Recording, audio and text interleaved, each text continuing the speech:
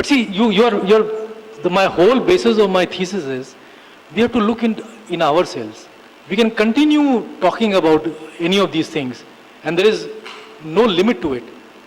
We have to see in ourselves what can we do ourselves to change our surroundings, ourselves.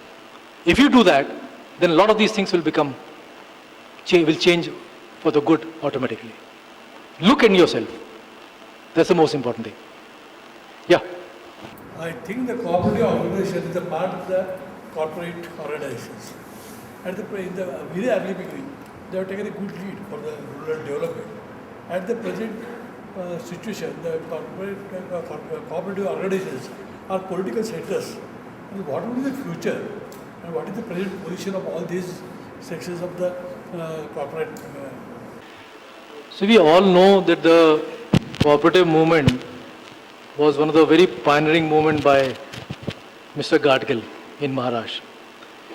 And as you all know that it was taken to a much bigger heights by Kurian in Gujarat. Where it has become now, because of the greed of the people who ran the cooperative movement. The laws are exactly same. The constitution is exactly same of the cooperative societies. This whole system has been hijacked by this greed of the politicians and etc. So, same laws which created a great cooperative movement in Maharashtra and Gujarat has created so much problems right now. So it's basically the greed of the people. That's what you're talking about. Yeah. In order to know the intensity of relevance to corporate world, as far as the CRS is concerned, can you suggest some scheme with the intention of Tasyam Jagrata Sanjami or Institute of Cost and Management Studies and Research, so that it can be given to the students, and during the course few years we can just guide some of those corporate world people who are now groping in the dark for doing some things in rural areas to reach the 60% which you have proposed. Since you asked a very direct question, I'll give you a very direct answer. I'll be delighted to have 20 of you come and spend a week in my institute. In fact, this is exactly what we are trying to do, because you are going to be the future corporate leaders. We will sensitize you regarding what is the problems in rural India, tell you about the technologies, tell you about the things that is possible once you have resources as you rise up in the corporate world. And once you are sensitized to this at this age, in fact, I would love to have you for 1 year, because 6 days is not sufficient, but this could be a continuous process. Once you are sensitized to this, it will always remain at the back of your mind, and when you have resources and power, you will always think how to help that. And when you do that, it will give you a tremendous joy and satisfaction. Is there answer? Yeah. There was a lady. Yeah. Yes. Which do not allow us to be a good human being. Like if you talk about, let's take an example of a police case. If you want to launch FIR, if you go as a common man there, your case is not treated as a priority basis. But if you go with the reference, or maybe if you offer some bribe, your case is immediately taken care of. Why does this happen? Then in such cases, what should a common man do? This is just example what I would like to put. There are so many examples like that, and many of us would have faced such situation in life, or maybe in future also will face such situation. So under such situation, what should a common man do? It's a very tough question. 1990 was a time when a desktop computer would cost 1 lakh rupee. I got a project from the government of India, and in which one computer was given. We gave the money advance to a company in Pune to deliver that computer. And after 3 months, that computer was never delivered. And we were very unhappy, so we kept on badgering that person. And after 3.5 months, he gave me a check. And that check obviously bounced because his intentions were not noble. And I didn't know what to react because we had already paid 1 lakh rupee from the government grant. And he was very apologetic. He said, "You're a very nice person." He was very apologetic and he said, "I'll give you another check." And he gave another check and that also bounced. So I went to a lawyer and the lawyer gave me a runaround. And I'll do this, I'll do that, I'll put a criminal case. And out of blue, because I had never done that and I would not like to do it again, I just went to the police station in Fulton. Police are the most corrupt. I'm sorry to say that, the very whole. I just talked to the PSI. I must have had 3 or 4 sessions with him, but I do not know what happened. He sent a jeep with 2 of his constables, caught hold of that man, brought him to Fulton police station, put him in the jail. I was told that it was totally illegal, but he paid all the money back.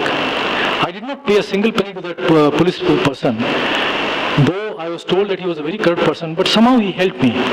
And this has happened many times in my life. People have helped me whenever the chips have been down. Yes, it does not take place overnight. I had a long discussions with him, and I think every corrupt person, every bad person also has a heart. And if you talk about a certain noble cause, it affects their heart. And I think that is what the language of Gandhiji. The greatest gundas of this country, the greatest gundas of British, he touched their heart. And I think each one of us has the power to do that. I'm not sure that each one of you would like to spend the time, because spending for a girl in a police station is not a very happy state of affairs.